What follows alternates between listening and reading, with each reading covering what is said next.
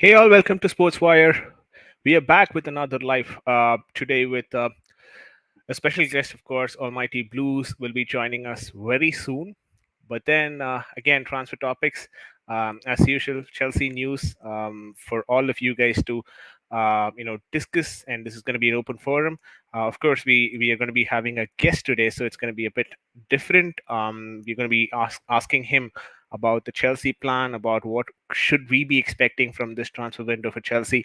I am looking forward to talking to Almighty Blues, and hopefully you guys are ready in the chat as well.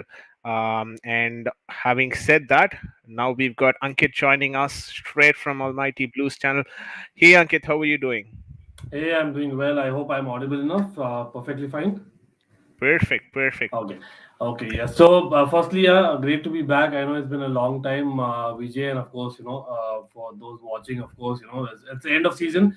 Positive. So definitely positive about new season. Lot of news already. The transfer market has literally just started, and a lot of things to discuss. But yeah, certainly looking forward to having this chat. Perfect, perfect.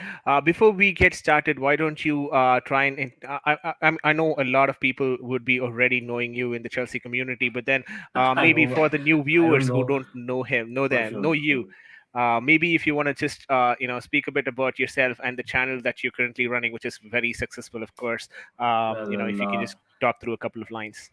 yeah, so firstly, like obviously, like to be honest, those are really kind words from Vijay. But yeah, as in I am Ankit. My name is Ankit. My channel, I have two channels in fact. One, like obviously being a Chelsea fan through and through. The primary channel is called Almighty Blues FC. Probably it's there in the description below, I'm guessing. But again, the second channel that you can see on screen, I think this is the one, Almighty Sports Plus. So we actually try and do a lot more content than just Chelsea. So we on Almighty Sports Plus, you will find a lot of international football content and maybe even other leagues content, along with a little bit of cricket. Vijay knows that he's been there as well. So we try and run both, and yeah, as in far from successful, we really need to as in every day is a new day, as I say. But yeah, of course, primarily Chelsea with a lot of other content that you can find. So hopefully, you guys are definitely welcome, as Vijay is as well. Yeah, I mean, I've seen the growth of this channel firsthand. On Ankit's channel, a year back, it was around 100, subscribers. Now it's gone to a 2,200 member community, if I'm getting my numbers right. And that shows just the dedication of that individual, Ankit here, who's been running this, Well, channel splendidly with a lot of content. Whenever you open YouTube, you could always see Ankit going live and having conversations with the Indian Chelsea community, of course. And it's always been a pleasure to hear him talk about not just Chelsea. I think he covers the football as a whole. He's got panelists from Real Madrid, Barcelona, and from the Premier League teams as well, Liverpool, Man Cities, and yeah, your I try and get Arsenal. an So opposition perspective. Generally, what happens is, like, again, like personally speaking, I've been following football for a lot of time. Like I know probably a different generation for many of you, but the fact is, yeah, as in late '90s, the early 2000s, something where international football was really in the as in the fore. It came to India, and then again, anyone is welcome. We try and do a lot of analysis from both the perspectives. Sometimes what happens is, like I used to obviously have only Chelsea content in the beginning few months, and then what it noticed is, okay, there is basically one side of the coin. We have to look at both the sides, and that's where I started looking at a lot of opposition, and then I realized that, okay, there's a lot more content that one could cover if you've been following football for a long time, or even otherwise, right? Definitely, like I can see Bobby in the chat. Big up to Bobby, and he's been there on channel many a times. Pretty sure like it's been a long time, but hopefully we'll get there again for sure with the rest of the Chelsea community. absolutely, and I think I will be able to resonate with this particular point that we need to have that sort of an opposition points as well. Yesterday, also, I think this point was brought about when we were talking about Carefree Lewis's channel. Of course, some of the gooners there. It's very difficult to get along with them, but then that is kind of what you expect. That sort of banter is always welcome when it comes to the footballing community, and without that, it's just talk and talk and nothing Yeah. much, right? I think it's always good to have that sort of an opposition's perspective, what they think about Chelsea as a club and what they think about the Premier League and their own team. It always gives us a different perspective, like you mentioned. But again, once again, thank you so much for being in here. Today we will be covering, guys, topics around the Chelsea transfer, and Almighty Blues and Kit's expectation out of this transfer window, and of course a bit on the organization. Chelsea as an organization and the takeover, and maybe we'll talk about the Roman era as well. Just try and rejoice the moments, the happier moments that we've had Yeah. in the Roman era. So let's get into it. I think the best place to probably start is with the Roman era. A lot of very good memories, of course. Lucky to be alive in this Roman era is what I always say for myself, because I've just seen only the Roman era, to be honest with you, because I was 7 years old when Roman Abramovich took over the club. Ankit may be a bit more older than me, but we were of the same. I'm not giving away my age, but yeah, exactly right. Definitely, that's a fact because I saw the transition. Like again, for me, like again, just to share with you and everyone of the viewers as well. I'm pretty sure Bobby knows much more than me, even like probably double. But the fact is, in terms of like Chelsea, there was a transition proper, not just Roman coming in. But I think we were very much kind of a cup team in terms of success that we have seen in 97 after so many years that we won the cup, 98, 2000, we got the Cup Winners' Cup in between, we got the FA Cups, the League Cups, and then again from 2000 to 2004, there was a lull period, and in between, there was this $20 million game, right? So for me, it was, as I said, in the late 90s, it was more like international football, the World Cups and the Euros that I really followed very closely, and that's where I had a as an inkling towards Holland, Netherlands team, and Ruud Gullit of the types. So those are people that I really followed closely. Italy, Roberto Baggio, Zola, and all those figures that we're talking about. But then obviously a couple of them landing up in Chelsea, kind of brought me to Chelsea around the 2000 mark. But I think 99 2000 there was this Barca Chelsea UCL game. Pretty sure Bobby remembers.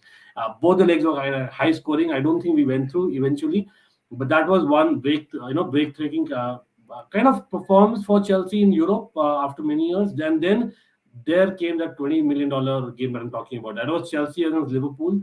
And I believe, again, I might be wrong, Bobby might correct me, but I believe Roman was there in the crowd watching that game, and already he had ideas about, investing in Chelsea. So the moment the Gronkiar scored that second goal, I believe, and that was a banger. It was a 2-1 victory for Chelsea, and I think we just needed to draw, but we came out with a win, and we landed up in the fourth spot, and we landed up Champions League football. And because of that, I think Roman, in a strange way, got attracted towards investing in the club. And then obviously the Wayne Bridge episode, semi-finals, as in it was the quarterfinals of the Champions League against Arsenal, going into the semi-finals. So we were getting into the big league. So I think that 2002-2003 season was very very crucial, and that's the season when I really started watching every game as such, right? But as in for me, Roman era kind of, you can say that technically started the following year, but I think it has already begun 2002 2003 because already we were seeing, and that was, I think, if I'm not wrong, the same season where Zola did that to Jamie Carragher, and we all know what he did to Jamie Carragher, right? As in that's something that I always remember from that season. But absolutely fantastic those memories. And when Roman came in, again, a lot of people won't remember, like the first year that Roman came in, he brought about so many changes, right? And I don't think Ranieri could kind of handle that, to be very honest about it. It's maybe in a sense that deja vu with Lampard, signing so many people at once in the second year. Ranieri suddenly got that, and he couldn't really handle that. And of course, the expectations was far more. And then obviously came Mourinho. So Mourinho and Roman, both absolutely ambitious people, absolutely winners. Yeah, there was a moment when they kind of clashed towards the end of his first year of Mourinho. But again, I think for this first like 2 3 years, like it was all Mourinho. And again, like a lot of people forget that Mourinho also kind of got back. I believe Crespo. Crespo came in the first season, and he came back. I think he was kind of homesick. Still, he made him perform. So I think Roman just gave Mourinho the as in you have the power, you do what you want, and I'll get the people. Like Mourinho said famously, right, about Drogba. I think Ronaldinho is something that we were linked with after that big game against Barca. But again, I think Mourinho wanted Drogba, and he's like, no, just get me Drogba and don't talk. And that's very famous about it. Yeah, absolutely. I mean, the way that Ankit is putting forward points during the early 2002 2003 season, which was obviously paramount for that takeover to have completed. What we are right now seeing with Newcastle United, of course, the way that they finished right now in the last Premier League, I think 11th or 12th spot, was absolutely critical because before the takeover happened, we were thinking maybe there is a good potential, good chance that Newcastle United would be relegated and they have to come back all over again from the championship. But then that did not happen. So when Newcastle United fans after 15, 20 years look back at this particular year, I think they will probably have the same sort of remembrance as that of what Chelsea right now and Ankit right Yeah, now is but there remembering. is there is still a huge difference, I would say. Like again, like who knows that Newcastle will be even bigger. Like nothing against Newcastle here, just being kind of as in safe here. But at the same time, the realistic picture is, I think again we can maybe in a sense compare like internationally a PSG, because at some point PSG before getting the money were still there or thereabouts. If you're talking internationally, but even a Man City or Newcastle, I think probably Newcastle is more comparable to Man City, having a lot of history, having as in trust me, yes, Man City do have history. I do believe it in, because they have actually been there in the league for a long time. But again, I'm not talking about the But fans, still, but you the could history. argue Newcastle had a better or has a better history than Man City where they Yeah, started, yeah, right? absolutely. In terms of history, and they have been very, very close to winning the league as well. If you remember the first couple of seasons in the Premier League, so they were really close. But Yep. again, they have not won anything. Chelsea are very different, because we had already built a cup-winning mentality team, a squad, Mm. and we were always kind of there or thereabouts in the top five.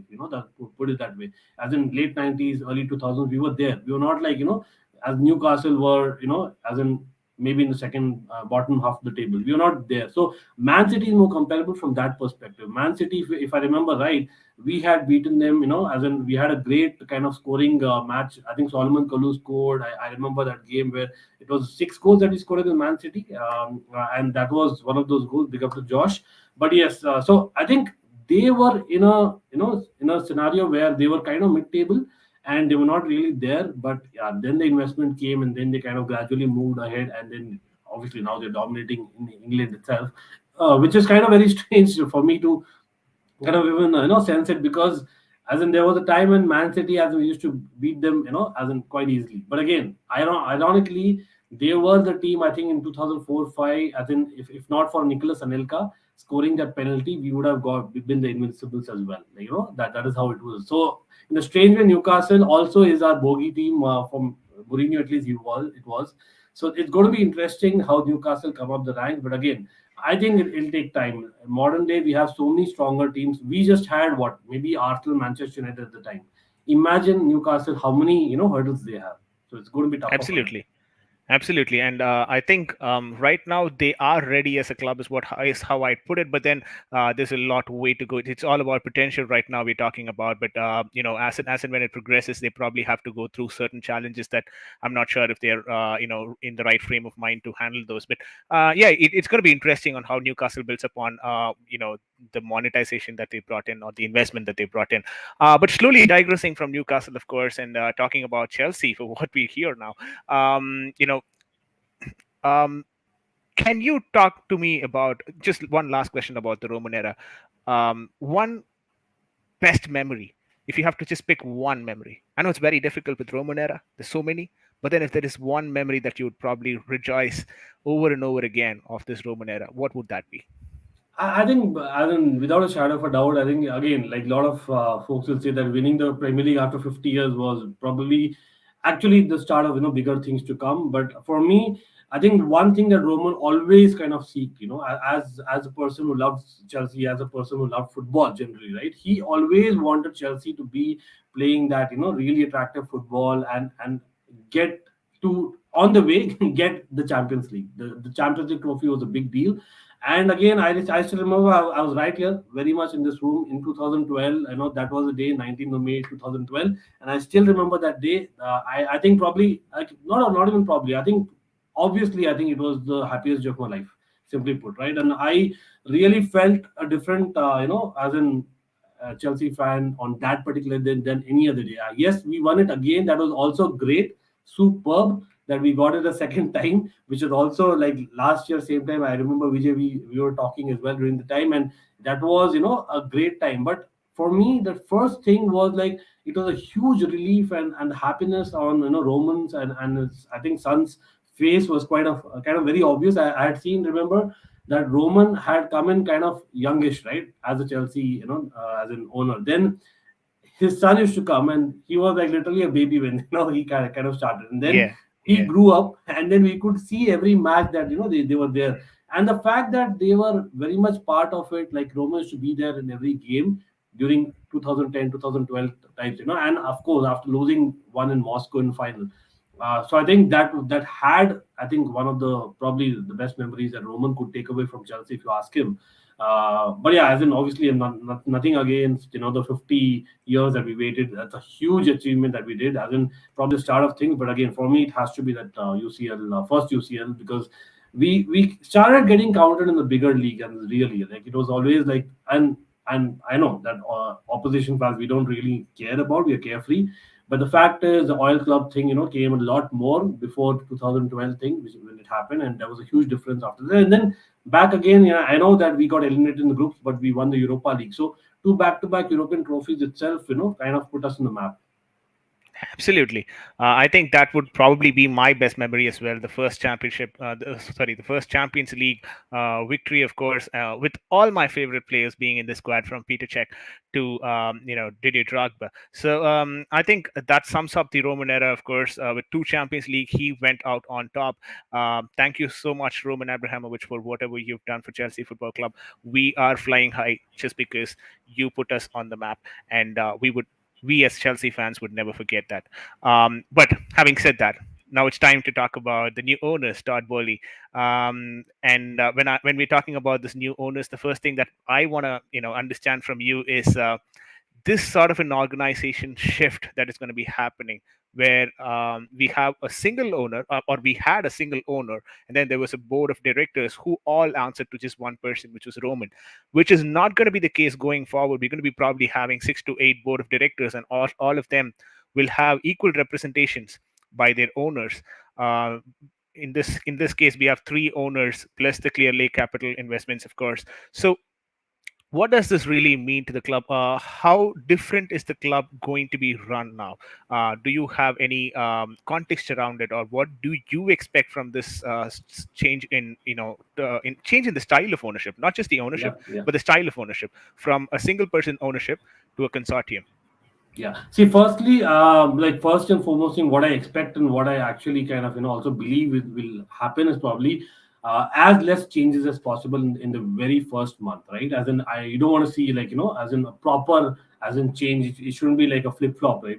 There should be time given for everyone who's there in the club right now to be basically having talks with Todd Bowley and the team. And because the fact that it's a consortium, you don't want to take a hasty decision anyway, because things will have different views and stuff like that, and then you kind of take a vote, etc., I'm guessing. But again, from what I understand, definitely, as in 50%, like you said, is Clear Lake, 50% is maybe Todd Burley, or maybe a little bit here and there. But I think the main call, I think the final call probably, or the main call, will be Todd Burley, is what I understand from everything. Like, yes, there is a consortium. By the way, it's pouring cats and dogs here, the place where I am. So if the power goes, don't worry about it. I'll still be around. Maybe I'll have to switch off my camera, but hopefully it's there intact. But yeah, coming back to that point, I think it's about the least number of changes that I expect. And again, maybe from what I again study, I don't follow the US sports as much as probably many others. But the fact is, whatever I know, LA Dodgers,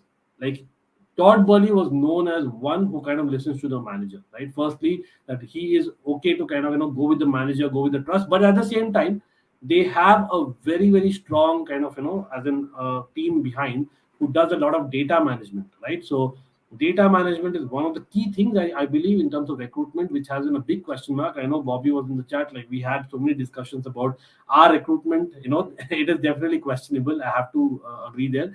Maybe not at academy level, but definitely at senior recruitment level, there is an issue, there is a scouting issue. So data management, where they have like loads and loads of players, their stats from maybe say a year or two, and then they analyze, and the ones who are shortlisted, you kind of scout them for a period, and then you recommend him. So I'm assuming and that has worked well, I believe, over the course of time in LA Dodgers. So I'm assuming that is something that he would and the team would recommend in Chelsea as well. But that's not going to be happening overnight. So if people are expecting this summer transfer window to be excellent based on that, no. Unfortunately, the ownership, the transition took a lot of time, probably about a month more than what I would have anticipated, honestly speaking. But again, it's a biggest transfer as an ownership deal ever. So you can expect that as well, right? At the same time, so one can understand, but because of that, Chelsea have started on the back foot in this summer transfer window already. So by the time say next summer comes, I can certainly understand and expect that okay, they have a scouting system in place which is better than what is current. But I think meanwhile the key would be keeping the personnel, keeping the the major players, keeping the major staff. Maybe Marina. I know a lot of news kind of flying about that she's going to leave, she's going to have talks any moment. But again, I'll be really surprised if she's let go or she kind of even asked to go like right now. I'm pretty sure the end of the summer window at the earliest is when she should be leaving. If not, I think there's a problem, and we need to address that. But again, for me, I think he comes across as someone who kind of understands, and I'm pretty sure that Roman Abramovich is the kind of guy who's made sure about the person who's coming in or the people who are coming in as a consortium. Even they kind of are at least understanding the larger picture of how Chelsea works, and that was clear in the sense that they were ready to kind of invest, I think, for the stadium rebuild as well in the future. There's a guaranteed amount, the loan debt that we are talking about, that has been, again waived off. So those are other things that we are talking about, which also says that Todd Burley is looking at a long term, and the fact that if I'm not wrong, he's not going to get any profit for a good few years, right? So Yeah. that again shows that he's for a long term. So I think that tells me, that it is going to go the Liverpool way, rather than say an Arsenal or Manchester United way. That's what my understanding is of the consortium.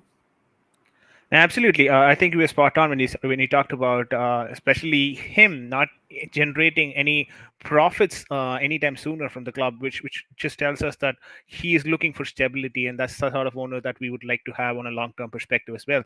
And one more thing when it comes to mind when it comes to the consortium and Marina Granovskaya, of course, is that one thing that I always struggle to realize or struggle to make out is that Marina, there is no place for Marina in this, the next board of directors per se. The reason why I say that is because usually two people who are representing that particular individual or the owner, let's say if there are three people in the consortium, two each, which makes it six members as the board of directors who run, the day-to-day operations of the club. These are people who are trusted individuals of the owners, right? And is Marina one amongst them? I'm not so sure about it. Can she be one amongst them? Yeah, definitely there is a potential to do that.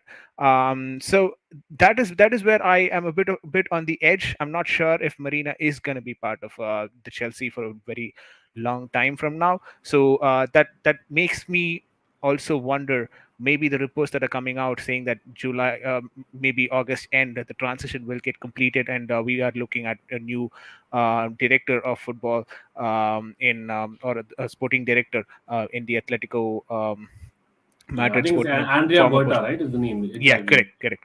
And he's had a very good record as well. His transfers have been historically, if you look at his market, it's been the Spanish market, and he's focused so much on this South American region, and he's been able to bring in a lot of players from the South American region, which would really help Chelsea as well, because we know how much of hidden talents are available in that South American region. Chelsea don't go there because most of our Hmm. talents come from the Europe right now, and it really depends on how the scouting network is set up. And with the advent of someone like Andrea, I think this would be expanded to the South American region, and I'm pretty sure we could end up having someone like, I'm not going to call out Messi or Neymar here, but then we could probably find out some sort of a potential like that, and I wouldn't be surprised if we do that. Having said that, now coming to the main topic, which is the transfer saga for this season. You said that Chelsea is going to be more conservative in their approach, or would you think it would be more conservative in their approach this particular transfer window? So in If terms of the that is senior players who are still there at the club. hmm Yeah, all right. That makes sense. So you're expecting the changes wouldn't be that much drastic in the entire squad. So if you were to say the ins and outs that you're expecting towards the end of the season or towards the end of this transfer market, what would they be? Yeah, so again, like you have to obviously count already. Rudiger is out. Christensen is out. These two are like definitely out. Saul, I'm pretty sure like you will count him as out. Those are three names that I know that for sure that they're going to be out right now. Alonso, the fact that he's already said reportedly that he it's probably time and he's looking for a new destination. But again, I'm not sure if there is a club out there apart from Barcelona who's been linked to Alonso. And I know Barca fans don't want him for whatever reason. But again, for the back, I don't see him fitting. So there is an if there because Emerson again, he's come out today and said that yes, I would love to basically be at Chelsea because I spent 3 years. I've won a few trophies. I have a few friends.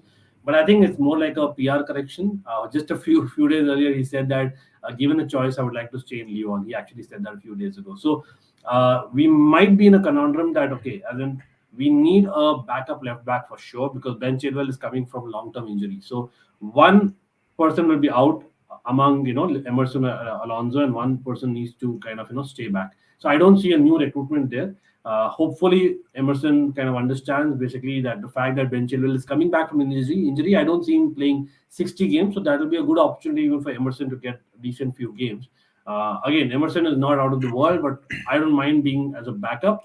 And again, I am a little bit optimistic Chelsea fan, assuming that there will not be as many injuries as last time. I know we should be ready for the worst case, but I think it was the absolute worst case last time, and so many issues, so many injuries at the same time. Okay, so I think that's sorted. So I don't think we need new one. The main problem is the defense, like I said, Rudiger and Christensen being out. So we definitely need someone. Now the big question is Thomas Tuchel going to be flexible this season? I think it's an excellent excuse for him to try 4-3-3 a little bit more from right from the start and right from preseason, because I think he's tried that in between games sometimes. I remember the Tottenham game last season where it was working, but there were games. I think it was the Watford game, if I remember right, where it not work. So there are a lot of examples like that, but I think it's high time that this is one system that he's liked in previous clubs, and the fact that we don't have so many centre halves for me tells me that it's difficult to get two quality centre halves in the same window. So rather we go with one quality centre half newly, along with the Thiago Silva slash Chaloba slash another new person. So I'm telling another new person. Yes, we'll end Colwell up with two probably. centre halves. We definitely need two, but I'm count almost yeah. Colwell is one that you can count, but I think the one that is kind of imminent. I'll be really surprised if this doesn't happen. As much as Sevilla is very difficult to deal with, Jules Koundé should happen, man. As in 60 million euros is the latest figure that I see in the reports. So Jules Koundé, but do I see Jules Koundé starting for Chelsea Football Club 30 games out of 38 games in a league season? I don't. In a Mhm. back four, maybe not. In a back five, yes, that will give him time to settle. But I personally want Tuchel to go back four to begin with. So that's why I'm saying that player Thiago Silva slash Chaloba, depending on the fitness, of course, Thiago Silva being the preference.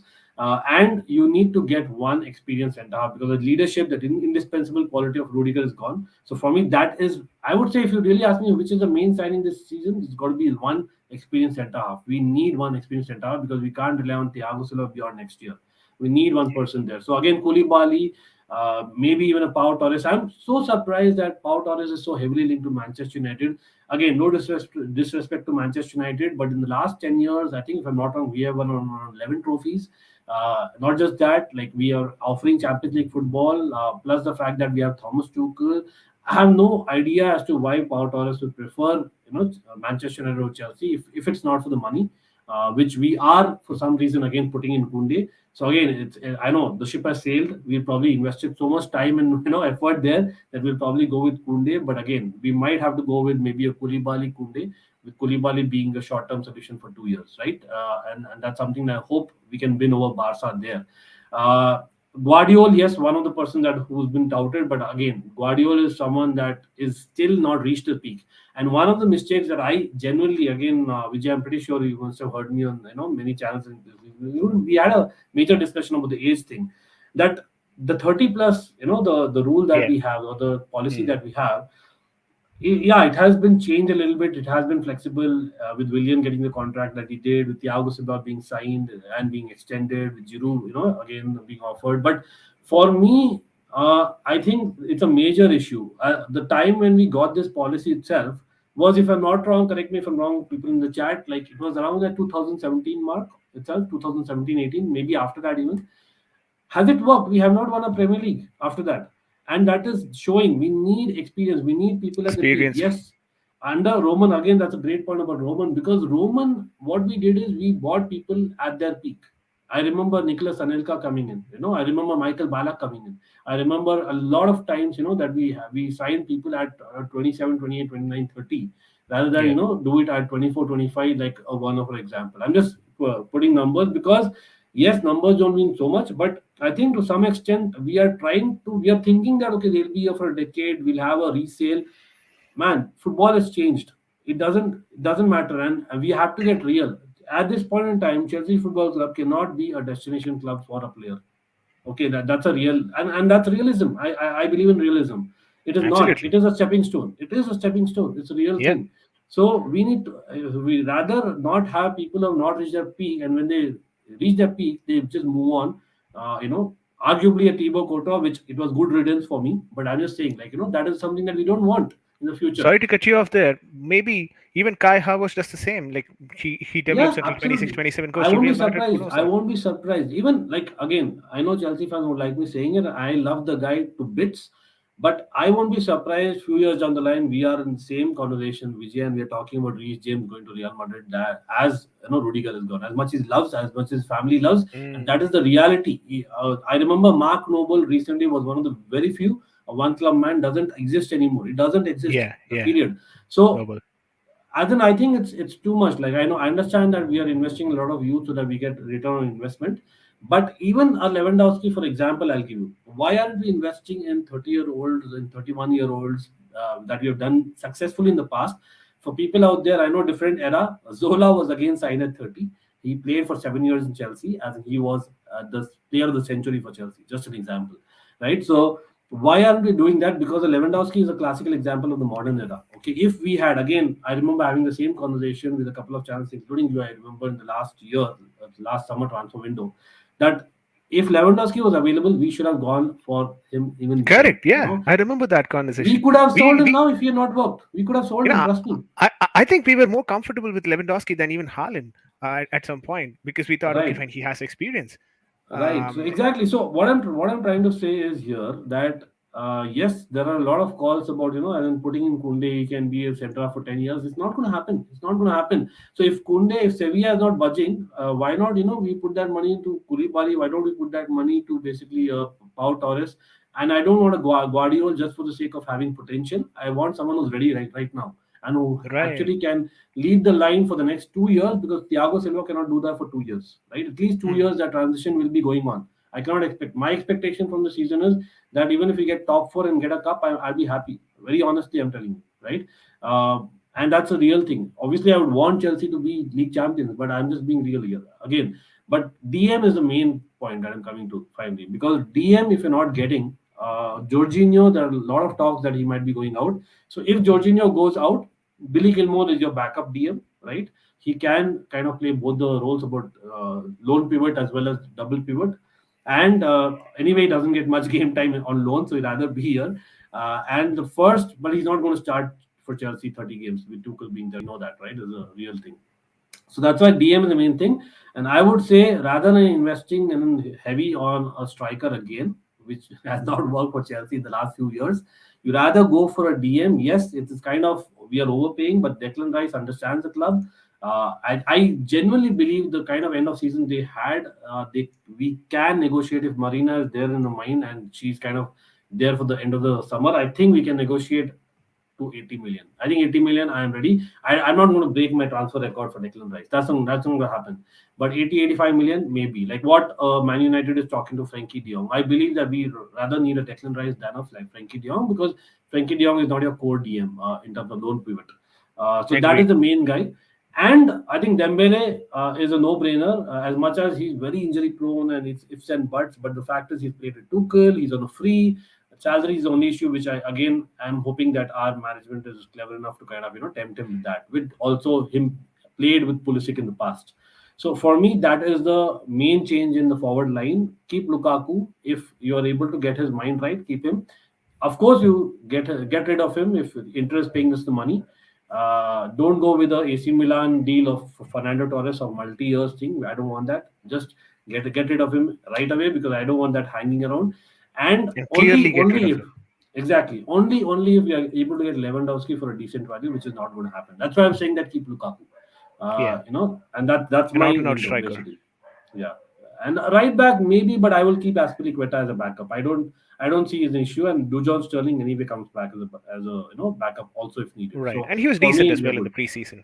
Exactly, and maybe a backup goalkeeper. I think we were linked to a backup goalkeeper if Kepa leaves, but that's ifs and buts again. It's Yeah. not like a Yeah. it's there's not a like a burning need. That's true. But my shout would be for Sam Johnston if at all we're going for a backup goalkeeper. He had a couple of Not bad. England appearances as well, and I still think he can conduct himself to that highest quality for what Chelsea expects, at least for a second goalkeeper, Yeah, second choice yeah. goalkeeper.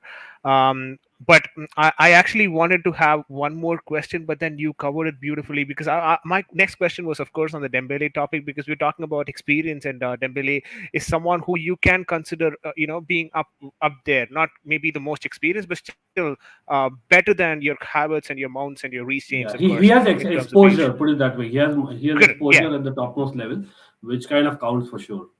Right. Sometimes I need this vocabulary correction. So, yeah, that makes sense. He's got a good exposure playing with Barcelona. It's no joke. Trust me on that. Um, so again, you spoke about this experience topic with Dembele, and you've covered the defense as well. You've covered the DM role as well on the midfield area, and then the striker. So that's a comprehensive answer to my question on the ins and outs for Chelsea this season. I know your time. And your bandwidth is very limited, and we are at time for you.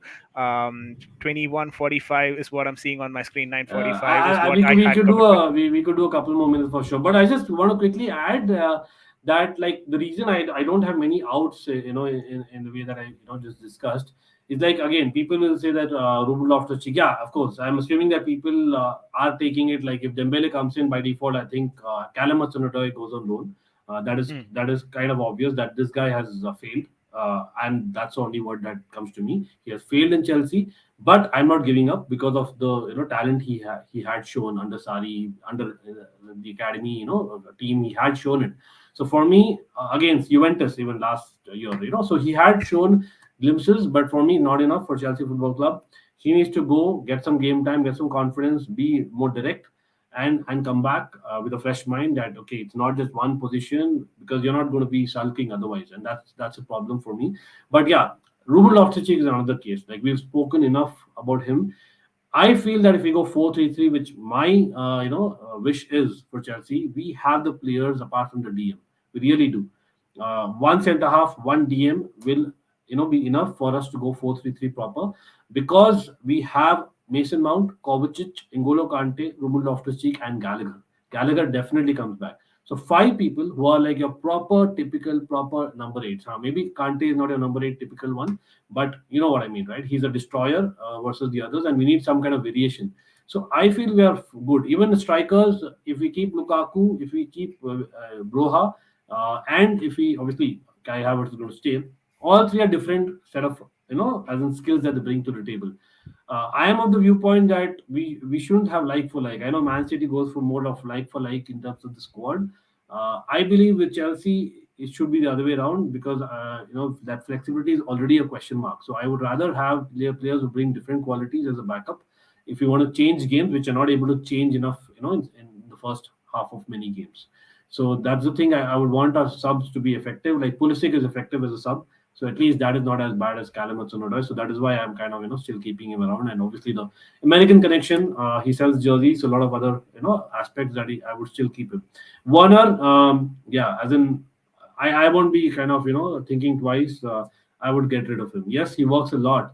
I don't know, man. As in again, maybe I'm going on a mini rant here, which is sorry about that. No But worries. you I kind mean, of remind me of something anyways, because talking through the points that I wanted to cover, so you're good. yeah, because you know what? As in, I think there's a lot of double standards in part of a Chelsea community. I love the community. I love Chelsea. Everything. Don't get me wrong. But you know why? Because again, Twitter is a very as in, toxic place. Could be I toxic, yeah. remember like again, I don't know for how many years you guys are following, how many minutes of Chelsea you watch. But I can at least speak about myself. I've watched every Chelsea game every minute, and I mean from 2002 every minute. I'm not missed a single minute. But the reason I'm telling that is because when Willian was there in Chelsea, when he was playing for Jose Mourinho in his prime, when he was signed, the first 5 years of Willian, right? As in, trust me, this guy was my favorite player. And yes, you might, people might walk at it and they might clip me. But please go and watch those games. The kind of work rate that this guy has, Werner, like our fan base are so loving, lovey-dovey towards Werner. Why weren't you guys that towards Willian? As in, have you forgotten or what? The first 5 years, he was absolutely breathtaking. Trust me, he was breathtaking. He used to run forever. Okay, Ramirez used to run forever. So, but again, that is different. Willian was not expected to score goals because we had Hazard. Hazard was the guy, and we needed one person on the other wing who could do that. And that was the formation, the tactic of Mourinho. It worked brilliantly. Do we have that tactic here now? No, no. We just play. We don't play a 4-2-3-1 anymore. We don't play a Yeah. 4-3-3 anymore. With Werner, with basically we have played 3-5-2 or 3-4-3 or 3-4-2-1. Your top three are expected to score you goals. Period. They are, right? And especially when Ben Chilwell is out and Alonso hadn't got enough game time the previous season for whatever reason, there is a lot of criticism that maybe the management and Werner himself has to take. And that is something that we as Chelsea fans need to know, that we need to be able to criticize our own players. And that's why on my channel as well, I have a lot of opposition viewpoint. Because we can't just get into a shell and be the champions of the world. No. Yeah, how, We how have long to are we going to be basically defending our strikers? It's time for them to step up as well. and You you're cannot not just getting be a ever Champions League complaining. game every week, are you? Like he's good in Champions League, I agree. He had a brilliant game against Real Madrid. Yeah, Brilliant. He was fan world class, right? But you're not going to get that space in every game in the Premier League. That is your bread and butter. He's not done it. He was brilliant against Southampton, entire Chelsea career. But we're not playing Southampton every week either. No, so please, I would say Werner, like for me, in simple terms, I'll tell you why I'm going on this because yeah, if you get the work rate, fine. But if you're a Ramirez, if you're midfield, fine, so be it. But you're not. The fact that the position he is, you need to at least understand football better. Yeah, he is a terrific footballer in certain aspects that probably others don't bring. But when he gets the ball, he's not having a vision. He kind of blind turns, and that's not accepted at Chelsea Football Club, and that's the reality of it. And I'm pretty sure that is the main issue with Werner. He probably is the kind of person, if you give him too much time or you give him too less time, he's not the guy, and you don't get somewhere in the middle in Premier League. You correct. either get basically totally teams just going bonkers, or they're just totally defending, and And that's a problem with that's Werner. something which is very lot restrictive. If you if you just look back at that sentence that you said, it made a lot of sense. And of course, you cannot give him too much time. You cannot give too less time for him as well, which means you're very restrictive. And Premier League doesn't work that way. You've got 20 teams playing 20 different ways and 20 different styles. That's why it's one of the most difficult league in the world. So when you play something like a Premier League, you're expected to be more adaptable. I think this adaptability factor is something that is missing for a lot of our players, because Pulisic has a style, Lukaku has adapts to only one particular style, Werner, probably the same thing. Kai Havertz and Mason Mount, to an extent, they are fine with multiple systems, but not the best in multiple systems though, because they are restrictive in terms of how they attack. But these players who you want to be the top strikers, I think they need to either perform, or we need to it's high time we sell them, because these guys are on higher wages. That's why I'm not sure if we will be sending out both these players in a single transfer window. If you get what I mean, like if Yeah, Lukaku yeah. goes See, out on a I exactly get 325. it. But we have Broha coming in. No, Broha. I think we should just keep him, as in whatever it takes. And we might get tempted like a Mark Gehi that happened last season. I know he was a defender, different position altogether. But the fact is, like, yeah, you might get a tempting offer, but don't take it. Don't get tempted. You are starting afresh. You're hitting the reset button. Get rid of as in so-called deadwood. Obviously, I didn't even name Barkley because that's quite obvious that he'll go for peanuts. Nothing. I don't think it's his fault, but it's just that the player that he turned out to be, right? As in simply put. So yeah, as in simply put, right? If we get Broha in, I think we see Broha, Lukaku, Havertz, right? On the wings, I'll definitely keep Ziyech despite Dembele, assuming Dembele comes in, right? Now you brought in Lukaku, right? Sorry to cut you off there, but you brought in Lukaku. What I meant was, if Lukaku goes out, it automatically means Timo Werner is staying, and the vice versa as well. Yeah, Wouldn't maybe, you agree to it? I don't know about that because especially see if Lukaku goes, one thing is for certain: we are signing a striker.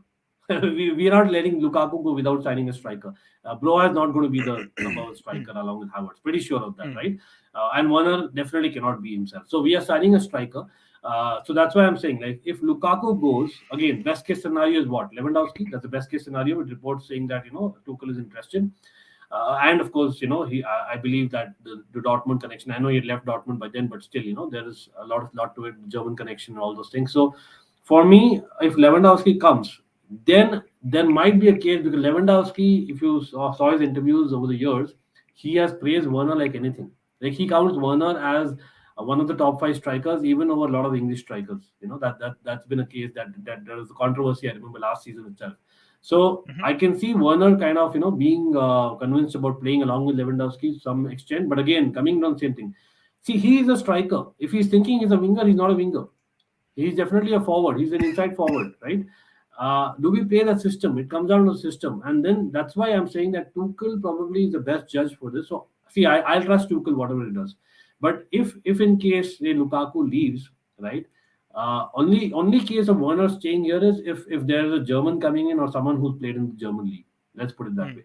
I don't see that connection being there with any new player again from scratch for a Werner because unfortunately his level of football understanding is not as much as Kai Havertz. Correct. And even like maybe the Kai Havertz is at that age where he can absorb a little bit more, and Yeah. he's much more as a mobile when it comes to the tactics. So for me, Werner is not that guy. So and the fact that I know Fabrizio Romano said that Ziyech might be the first to go out in case we get someone new as a striker or in the front three, I and think that's it a does make a problem lot of again. sense because ZH is easily sellable. He's on 120, 110K, so it's And easier of course for clubs he's to pick him. been better than Warner in terms of performance and all Yeah. those things. But should Chelsea? That's my problem with Chelsea in recent years. We are looking from a short term perspective. We need to basically be able to as in keep this guy. Ziyech is nowhere close to old. He was just settling in, then again chopped in, chopped out because of his injury, because of the system change. For me, he what qualities Ziyech brings, that's very, very unique. I know Werner also brings that, but I think Werner's ability to actually prove on that particular skill is very rare compared to Ziyech being much more frequently, performing just about if you compare the two. So that's why I'm keeping Ziyech, and we have a runner in Pulisic on the other wing. We have a runner, so we can certainly do that. But yes, absolutely, I would say like Werner out is what I'm saying. I love the guy. I love the guy's energy. I love everything. No problem about Character, that. of course. Not his attitude, but yeah, it's just about the footballing ability. He's not lived Yep. up to the expectation. We cannot have four strikers. Let's be honest. We are not a Man United of 1999 team. We are not, and that's the reality. We need Or, to or accept even that. now, they kind of have a lot of strikers who they don't know how Exactly, to even use. But now. Yeah, because see, the thing is, social media has made it that way. I don't know, whenever it comes to Chelsea, like I know a lot of teams have such big squads. When it comes to Chelsea, we are not able to manage them. Well, Lampard, same thing happened. So yeah, Tuchel, the lesser players he has is better. I don't mean like less than 20. At least he needs 23 players, yes, in the squad. But again, I'd rather have just maybe at most three strikers and not more than that. And I would rather have a proper striker than Werner, who's bit of everything or bit of nothing. I rather have that, right? So that's what I'm concluding with. But absolutely brilliant, man, to discuss. A lot of discussions, I know, but it's just the start of the window. So hopefully we'll get some positive news about Marina as well to confirm. Yeah, I'm really hoping to have another discussion in this period, in the transfer, window period only with you. First of all, thank you so much for spending some time. I know now you're running a very busy channel, and I guess you've got your exams as well that you're studying for right now. I saw some Instagram posts related to that. So thank you for taking that time out and joining us in this 1 hour talk show from 9 p.m. to 10 p.m. IST. We're doing it daily with different guests, and thank you, Ankit, for appearing as the first guest. Yesterday we did that with Tobacco. And we'll Right. continue to do that with other guests as well. Thank you so much, Ankit. It was pleasure talking to you, guys. If you've not checked out Ankit yet, please go ahead and check out Almighty Sports, Almighty Blues FC, and Almighty Cricket channel as well. Um, No, so basically, Almighty Blues Cricket have changed it to Almighty Sports Plus. So where we kind of do a lot of international football, a lot of other leagues, plus oh, basically watch-alongs as well as cricket. So it's kind of a mix. But yeah, primarily again, the focus has been like the last few months has been football, right? So that has been the focus. But yeah, Almighty Blues FC, like the base is still Chelsea with basically an opposition point of view. That's what Almighty Blues FC brings compared to Almighty Sports Plus. that's brilliant. So Almighty Sports Plus and Almighty Blues is what Ankit is right now hosting. A wonderful talk show host. A lot of new guests and people from across the globe talk to him. So please check him out. He also does a bit of a regional content. If you're interested to listening to to these in Hindi, he does that as well. So check him out. Um, until next time, this is Vijay signing off for Sportswire. You guys have a brilliant day. Thank you so much.